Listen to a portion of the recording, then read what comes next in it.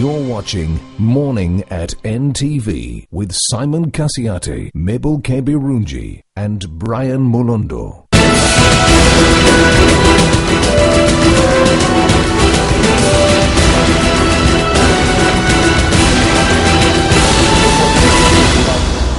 That scrutinizes the budget and sees whether the budget is a win-win. I'll just cut you short there, Ahmed. The big story this morning, like I just said, introducing it earlier on, but for those of you who just joined us, we're looking at the consequences or the ramifications of budget cuts occasioned by the passing of the anti-homosexuality bill.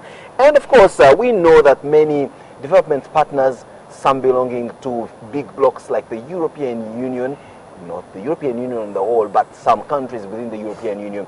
Of course, we've seen the United States of America threatening and going ahead to cut some development cooperation, including and not limited to sanctions that have, for the most part, according to the Observer this morning, included the form of denying some senior government officials visas. Quite bizarre. Now they're denying a police officer a visa to go and attend a training in the USA. This is all as a result of passing of this anti-homosexuality bill. But today we're going to look at the ramifications with regard to budget cuts. To what extent will this country be able to survive this onslaught on its bottom line? And discussing this, we have a young man by the names of Ahmed Haji, who is currently a team leader and founder of the African Youth Development League and the Uganda Muslim Youth Development Forum, a youth-based development organization, as well as a member of what he called CSBAG, which is the Civil Society Budget Advocacy Group. Haji, Yes, sir. are we worried from where you sit that this country is going to sink into an abyss simply because some development partners of ours are pulling the plug with regard to how much they were giving us? I would say yes or no, because one is, truth of the matter is we need aid, because you can't run away from that fact. But we need aid? We need aid. At your age, you are saying we need aid? We need in aid. the 21st century, a country needs aid? We need aid because, we didn't think about, jumping off this whole aid dependency. How about we need trade or equal treatment with our development partners for them to look at themselves as donors and we as recipients? Not necessarily, because, we have the capacity, 50-50 to facilitate our own development. A case in point, you know that we facilitate our budget almost 85%.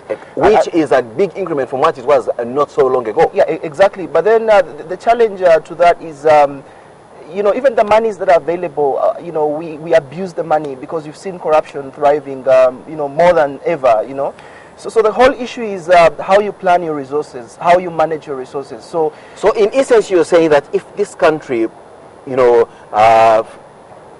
close the gaps with regard to hemorrhage of its funds, stop corruption, have proper prudence, have proper corporate governance of government institutions, then would be in a situation where the little resource available actually does the right thing to do and absolutely, would say to hell with the development. Absolutely, because but you cannot deny that in this era you need development cooperation. So the sort of type of development. We have always had development cooperation. For example, in Moroto or Karamoja, for that matter, since time immemorial, there's been hundreds of millions of US dollars pumped in there in terms of development cooperation. What do we see out of there? Tarmac-demised roads? Are we seeing power lines in there as a result of aid? Are we seeing an improved? But you see, Simon, for the most part, Simon, these guys influxed by Karamojong. Simon, when these guys come in, they have a cooperation agreement with the government.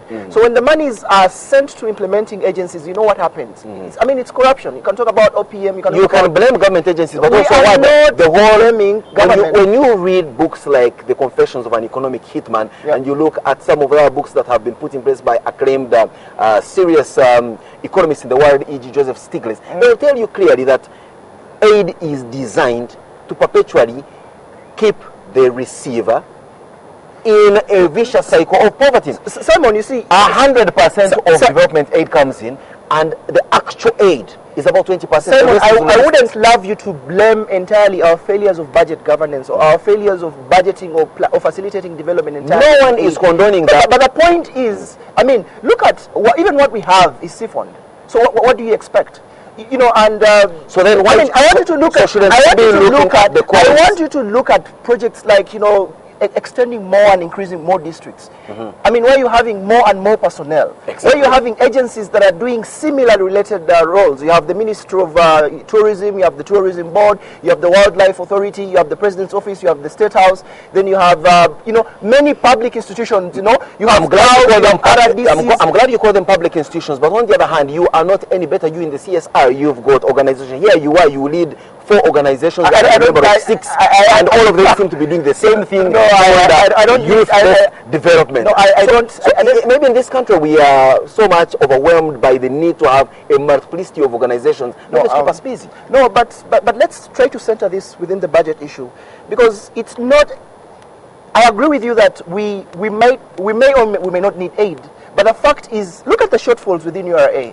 I mean, URA has been registering shortfalls on a quarterly basis. As this particular year. Yeah, but you expect, because where is the guarantee that we will facilitate our own development? Because to me, that's really key. I mean, yesterday the EU ambassador came out and said that, we're still negotiating with the government. We're not working out. You know for sure, better than me, that if EU walked out of infrastructure development financing, what sort of disaster will be in this country? Maybe I also need to tell you that EU would not walk out of infrastructure development here, because you also must understand that it's in their best interest to be here. They are not here doing anyone charity. They are here because they also have got their own interests here. And if they fail to meet their interests here, you know what's happening in their homes. It's not a bed of roses back home. Yeah, absolutely. But that's why we think. So let us not put ourselves in the situation of, here we have the almighty development agencies coming here to give benevolence to us. No, they're also here for their own ulterior motives. Many of them, in fact, pecuniary. I absolutely agree. But even when we cannot manage our own domestic resources, effectively, how do you expect us to facilitate development? Now the question is, it's not a failure in the sense that it cannot be reversed. You in your civil society organizations that are looking at this issue of budget, to what extent are you moving to ensure that this country is prudent with regard to corporate governance and plugging the gaps which hemorrhaged the national party? One of the things we're actually advising government is government has to look at the different implementing agencies and try to sort of merge them, because we feel that is government listening? Absolutely, they have to, because we need alternatives to, like budget financing. To them for the last so many decades, and I think this whole, wallabaloo of development partners pulling out, I think is really, really waking them up. You had the president yesterday saying that we can do it for ourselves, and we are telling them that, hey, look here, we have alternatives to finance our own budget. Why don't you merge these similar, agencies that are doing the same things? 2, why don't you try to plug in that has reduced the cost of public expenditure? I absolutely agree. Fair enough. Because then 2. Most importantly, there are loopholes within the system. Look at corruption.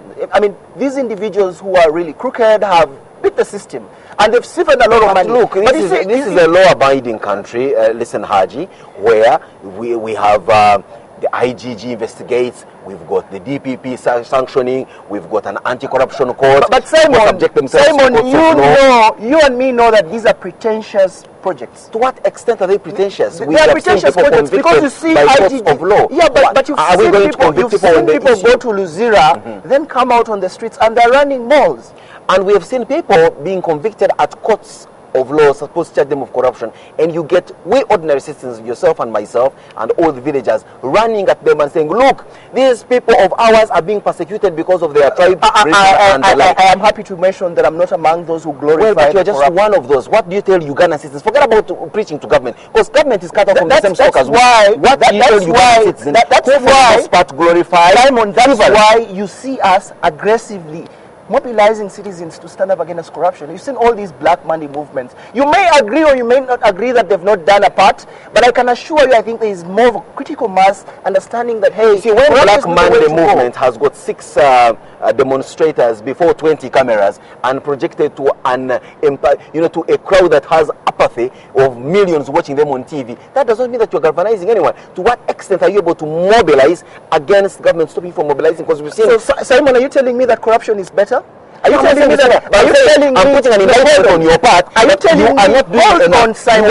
Simon, are you telling me that you're wallowing in the comfort that you're Simon, are you telling me that even the meager resources we have should be underutilized so that we could stand there and we're not offering public services to the people? I am simply saying that whereas we have got a hemorrhage of public resources in this country, you who claim to be in civil society organization are only making rounds in the cities we do here not claim on the TV we have station, a but you are not mandate. on the ground. You are not on the ground. Prove it. Where are you? You are only on NTV here. You're on the streets of Kampala. But this is a national platform. As CSBAG, as a coalition on budget advocacy, we disseminate information on all platforms. And actually, this is an opportunity through NTV to talk to the public and share with the public that, hey, here, much as the development partners are pulling out, there are areas we can get our money. Number one is we need to protect our resources. But you're telling us that for the most part are not even paying their taxes.